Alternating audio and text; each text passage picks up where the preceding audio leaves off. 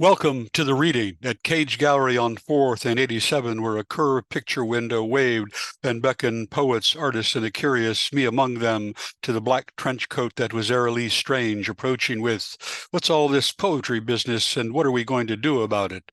And thus it began. Welcome to the reading at some looming brick four-story abandon just down 4th, the old river wind blowing, maybe the winter dead, maybe the living, one and all singing up Broadway and down to us sitting with two junkie poets in their cathedral where we fled to when the power failed at Cage one night. "It's cold but cool," they said. "But what do you want? It's February. Add some kerosene to the honeycomb and let's read. By the way, can you hold this spoon while I fix?" Welcome to the reading at Newport Southgate House 1, the second floor, once upon a bar in the 50s that Aural and I scrubbed out and prayed to on our hands and knees, then on grand opening reading night had to search the strip clubs of Monmouth because Roger, the ne'er-do-well who betted in the space, had the only door key and wasn't a poetry fan, though he did once claim to me that speaking in tongues was granted by God and thus the only true poetry. Welcome to the reading at OTR's Coldies, Holy, Holy Coldies, with its goat and books that nobody bought but everybody read, while Main Street Sears spun unimpeachable lies or myths, depending on the drink, that depended on the hour, that depended on the tottering school of mortality that day, all led by St. Kawaji, hanging in a green pew with the Buddha at his side, mortal soul in his pocket, sobering up the lot of them daily so declarations and poems could begin anew. All this blessed churn before Vine and Main got swallowed up by restaurants' names I can't pronounce and don't want to. Holy, holy Caldes, the space seems unimaginable without poets, and so it gloriously was until it wasn't any more, and the poets and the goat and the books and the prophets vanished. We look for them still, seek answers from the shadows lurking Gabriel's corners. Welcome to the reading at the Southgate House 2, one night when the moon and the stars and a couple of rats let the rain have its way with the room's ancient roof beams. Our space flooded and drove us to the main concert room, a cavernous, echoey haunt of 40s big band ghosts who no doubt wondered what the hell we were doing there. The balcony beckoned and we spread out in the arch, shouted poems across the void, filled up those spirits you bet, and left the door open in case the phantoms wanted to make a run for it, or maybe Roger if he wanted to turn loose his chorus of tongues to save us all. Welcome to the reading at Sitwell's 1 and Sitwell's 2 in Clifton 1, a basement beatnik spot with a back room guarded by a beaded curtain, keeps the fools out and the saints in, said proprietor Lisa, who seemed to accept me as something in between. 2 uptown on Ludlow, if there is such a thing. You can't read in the center of the room. That's where the regulars are, says the management. You might disturb them. Well, yes, says I. Poets do disturb. The door was shown. Welcome to the reading at Newport's York Street Cafe upstairs, a place that summoned up my Catholic youth, choir book in hand, narthex never far, for it was the most church-like venue ever, given its grand arch and window framing, every poet and penitent who heard the space's call. But as the owners were not saints, when a bar, mirror, and a poet had a disagreement, peace in the kingdom was cast asunder.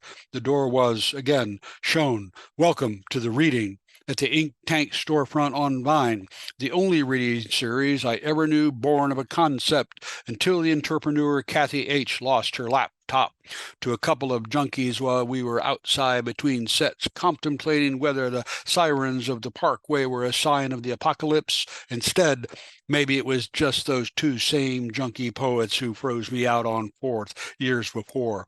Welcome to the reading at a storefront coffee shop in Norwood on Montgomery, whose sole sign was a neon notice, "Coffee, coffee, coffee." And that is all they had. A teen slam it was, won by my eldest daughter, Lucia, and the esteemed Bill Pollock's daughter, Kate, closed 2 months later. Dental office, last I looked. Welcome to the reading at the Southgate 3. In the first floor pool room on a night we simply could not find Roger, I begged their owner, Ross Raleigh, for a key of our own. "No parties or wedding receptions allowed," said Ross. Airlie and I complied, stuck with poetry once a month, though I'm not sure our readings weren't their own kind of celebration, just a union of poets in sickness or health, speaking in tongues. Welcome to the reading at the joint with the steel pig down the way from Motor on Main. Cop bar now, I think, or maybe not. One night a poet kicked it good. Maybe the guy who had the Mirren counter on York Street. He came up howling, limped back in and ripped a poem about how much he hated pigs and loved dogs. Never saw him again, though. Poets and pork, poets and dogs. What it is, I think, is the soulful eyes of each, and we're jealous or grateful for what they know. Welcome to the reading. A sushi bar on 9th downtown, I think, weirdly memorable for its mix of Raw Elf and other poets cranking words while Raw Fist was being whacked a few feet away. I had no compassion for the eyes of fish until I heard the great Bob Kaufman croon of a fish with no eyes at SF's North Beach Tivoli. Bob, you were right. There is no true blindness under God's eye. Welcome to the reading at Northside's Comet, a roadside North Star bar, you bet, with a honky-tonk feel where burritos ruled and a whiff of Texas seemed to foot. Memorable as the first place I ever heard Mark Flanagan tell one of his wry tales of woe and redemption. Mark, why is it that the women in our lives are always smarter than we are? Welcome to the reading at Highland Coffee House in Clifton, where the owner asked if we could quiet down. We moved to the outside courtyard and got louder. Welcome to the reading at Stenger's OTR restaurant, in a back room that drew a lunch crowd who were astounded and moved that one could write a poem about roast beef, the house specialty. No pigs or dogs were discussed. Horses, neither. Welcome to the reading at Downtown Milner Hotel. Wrecking ball spent years ago, but then a spontaneous but not unappreciated bar ambush of a place on the route of the now forgotten 80s three-day poetry fest, Kumba the River, spoken of only by those who were there, and you know who you are. Welcome to the reading at place called 1313 Vine, reborn today as a shiny OTR edifice. Used to be a dangerous funhouse of wires, rebar, and unmoored concrete, all held together by squatting artists and probably those two junkies. It was Kumba's ghostlight for a few days.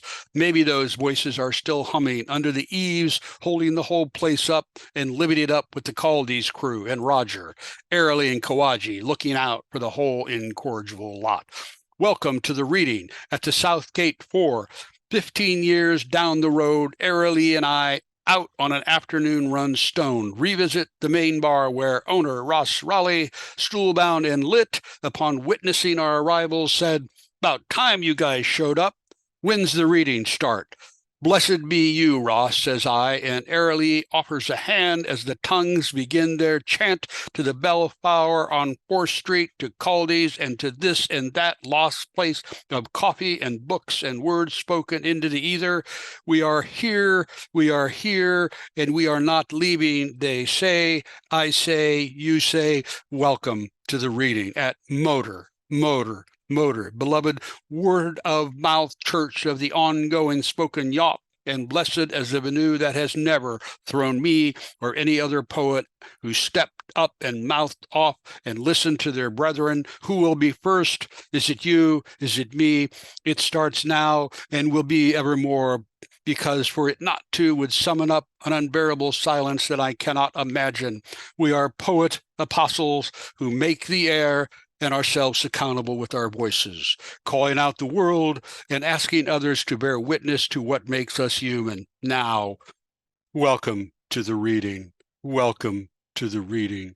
Welcome to the reading.